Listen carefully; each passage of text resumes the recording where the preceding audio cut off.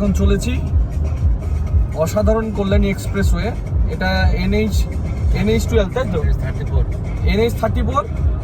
তো অসাধারণ রাস্তা, কিন্তু একটাই কমপ্লেন, এই এখন টোল চালু হয়ে গেছে। 115 টাকা টোল কাটলো, আবার টোল আছে 70-80 কিলোমিটারের মধ্যে। তাও মাঝে মধ্যে গর্ত। রাস্তাটা উদ্বোধন হয়েছে কদিন, কিন্তু তাও মাঝে মধ্যে গর্ত। এইটা কেন সেটা বুঝতে পারলাম না। এত টাকা টোল, গাড়ি কিনলে এত টাকা রোড ট্যাক্স দেওয়ার পরেও।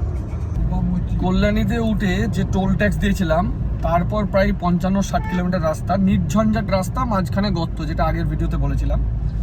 তো দেবগ্রামে যে টোল ট্যাক্স দিলাম, আবার 105 না 110 টাকা টোল ট্যাক্স কাটলো।